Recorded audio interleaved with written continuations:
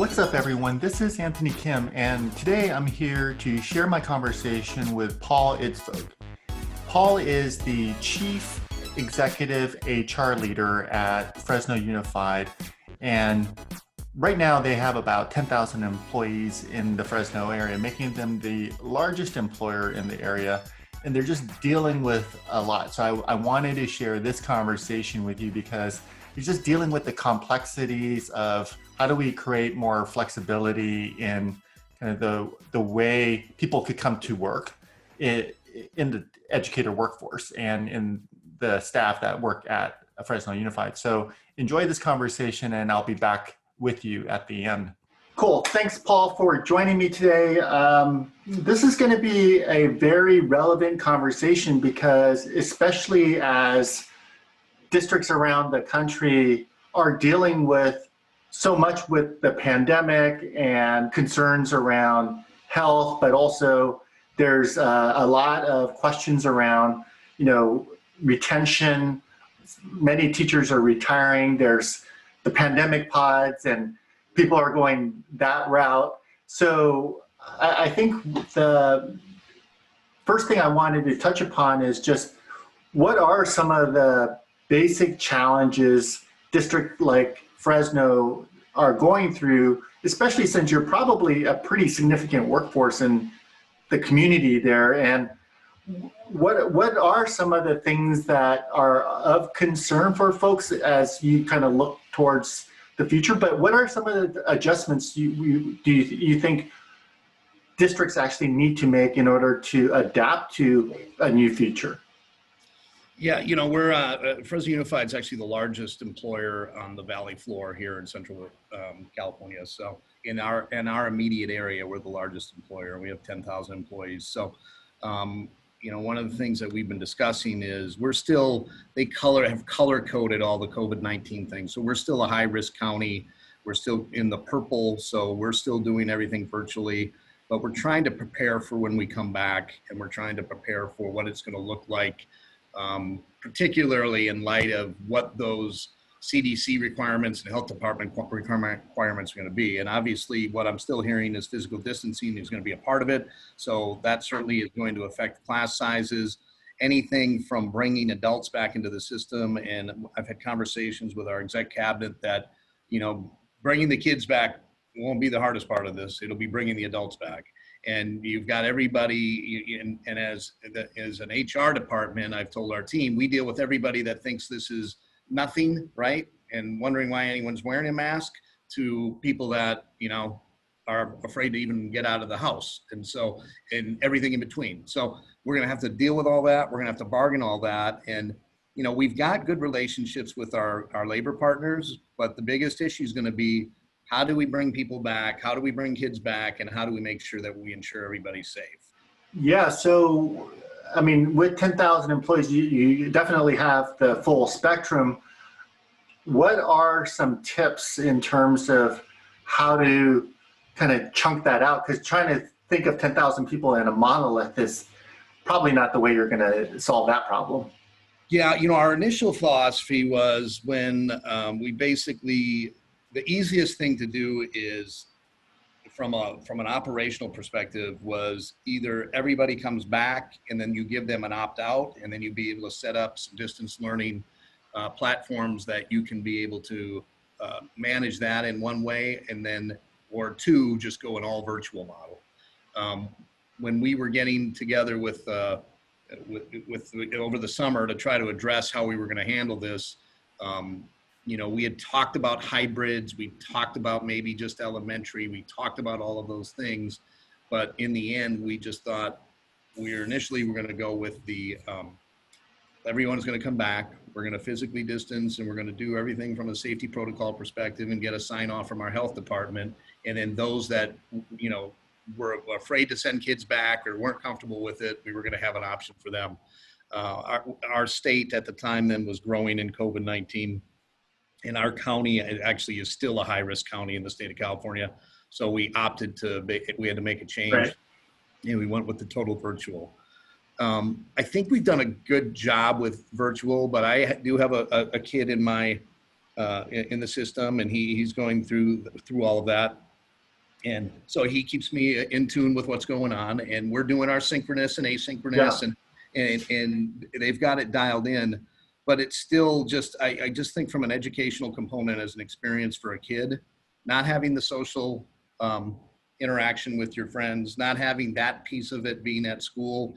And then also, I'm a firm believer that in public education, you know, brick and mortar and being in a space with teachers and educators and learning the social aspects of being able to manage, you know, friendships and dealing with different people is good for kids and good for the system. What should, you know, employers like your guys actually put in place to support the workforce, to retain them, to build the culture, rebuild, you know, humanity into the work? Yeah, you know, we've always had a long-standing kind of emotional support program within the district. It's actually through our Joint Health Management Board, and so that can help just individuals on an individual basis. But I do think from a systematic approach, one of the things that you can look at is recognizing that when we start to phase people back, that we're going to have to possibly even phase our adults back. So if kids are phasing back, we'll have to phase back adults. And obviously, you know, the superintendent talks about the coalition of the willing. We certainly need to make sure we have enough adults to handle when we start bringing kids back, but making sure that systems are set up in a way that can be flexible. So I don't know, maybe there's a teacher that's a high risk category that still isn't, you know, it's not really in their best interest to be back at a brick and mortar with kids in the classroom, but is there a way of maybe reimagining and restructuring those schedules to a point where, you know, you're going to have kids in the same boat and then look for like matches right now? Then the key will be is how to manage where you have kids in space, but you don't have an adult for that space yet. Particularly when we still have a teacher shortage here in California. And, you know, obviously with the changes that are occurring, COVID-19, people looking at retiring early or maybe just resigning because all of this is too difficult for folks to handle. But fortunately right now we've had only a handful of those that have done that. But, you know, we've got to be set up and prepared. And one of the things we're talking about is kind of how we can possibly flex schedules and then try to match kids with adults.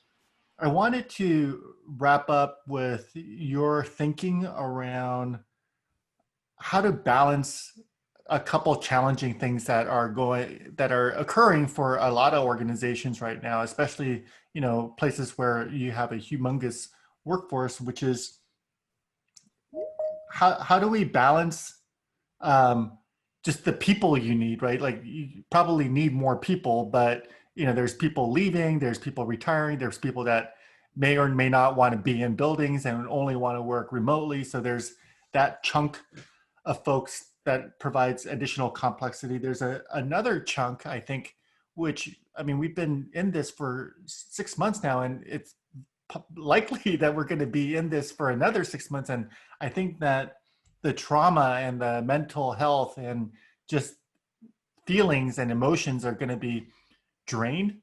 And you guys have been working extra hard, so I know you're cranking through this too. So just sheer exhaustion. And I don't know, I don't even want to go on vacation now because there's no place to go.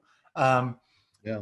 And then the last piece is just, while we're trying to do all this, we have all these social justice, race issues. And so we all want to create more equitable, diverse organizations, but, you know, that's another layer of complexity to add to this mix. And so I'm interested in learning, like, how are you thinking about this and what can organizations do to process this work? First and foremost, the plan starts with the safety protocols and working with your local health department. And then second piece is going to be when we do start to get those protocols in place and we start establishing what we can and cannot do. And you know, we've got the 6 feet distancing that's going to always kind of be there. We know it's going to affect class sizes. Mm-hmm. So to your point of what are we going to do there? We're going to have to probably reimagine a little bit how maybe we can try to match kids, because you're going to have families that are going to be afraid to send kids back to school. You're going to have adults that are going to be afraid to come back to school, or they may be in a high risk category where they're not able to because they've got a health condition that prevents them from coming back if we don't have all the restrictions removed. So therefore, doing your best job of trying to figure out how to match kids with those credentialed teachers in the right area and start, I think the advantage of doing the virtual model first, it will give us some flexibility in how we might be able to think differently about matching kids and students, or kids, students, and then the adults. If there's anything positive that came out of it, forcing us to get to one-to-one technology, forcing us to be able to kind of hyper speed that piece of it so that our whole district now is virtual, I'm hoping will help us when we start to transition so that maybe we can get creative with how we might be able to flexibly come up with solutions that align kids with adults in order to match those that can come back to school sites with kids that want to come back to school sites and vice versa. It's hard to plan too far ahead in this work right now, and you kind of have to play it as you learn more through the different phases, which adds a layer of uncertainty for everybody, which probably makes you go mad and makes the cabinet go mad in some ways. Yeah, certainly. I think we've all found, we've had to get very, we've had to remind ourselves of grace with one another. We had to remind ourselves with patience. I come to the office every single day because I have employees that are in the office every single day. And I feel like as the leader of our department, we are masked up. We're following all the protocols, but, that's me personally. That's how I'm handling it personally, right? I'm going to lean in as long as I've got people that want to come into the office and feel like that they're more efficient in the office. I feel like then I need to be there for them. We have other leaders that obviously have different levels of anxiety about coming to the office. And so, we're grappling with all that. And then we've got some of our emotional supports that we provide through our joint health management board. And so we've got some things for adults as well to try to help, support people in all ends of the spectrum. Comes across like you're handling this pretty well personally. And what advice do you have for other members of your organization? Like what kinds of things are going to keep them going? Yeah, I mean, that's a great point. I think for any leader, this is very difficult because you feel like you've got you're shouldering the world right now. I've taken advice. I used to be a part owner and a vice president of a company, and I remember talking to the former president and he kind of my mentor. And one of the things he always said about leadership is when you lead, if you're on an emotional roller coaster ride, your staff is going to be on an emotional roller coaster ride. And so really what you want to try to do is you want to try to be as consistent. You want to be there for them. You want to be supportive. And and remember, and this is something I actually have told people in my office. I'm very humbled to be part of a team, to be able to lead a team. I'm humbled to be able to serve in the capacity for the kids, particularly in a district as needy as ours. And every day I remind myself that I'm the most expendable one in the room, right? In the end, right? If you as the leader aren't there, somebody else will come in, right? It's really about where the rubber meets the road. I think it's important to always remember where you come from. It's important to remember that you want to be led like you lead like you want to be led, and that you always remember that it's not about you. It's about those that are giving. Yeah, well, it sounds like true servant leadership that's embedded into your DNA as a leader. So it's wonderful. Yeah, fortunately, we have a lot of people like that, and I couldn't be more proud to work with the people that we have at Fresno Unified. All right, awesome. Thank you, Paul, for all the work that you guys are doing.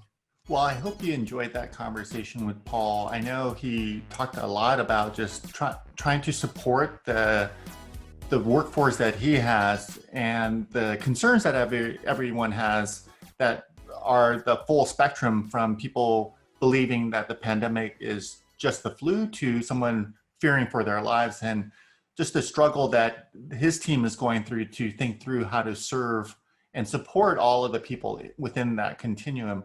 And I think that's just a complex calculus that a lot of leaders are facing right now as they try to establish their operations. The other thing I think that was critical that he said towards the end is the fact that your team will mirror the emotions that you project. And so as we continue to go through this for the next few months, I urge you to kind of reflect on how you're projecting yourself and how people are receiving the emotions you as a leader are projecting, and how you might adjust and adapt those things so that people feel safe and they feel supported, but also they feel the stability and inspiration and love that is needed in order to endure the next stages of kind of our recovery through this. With that, peace, and till next time.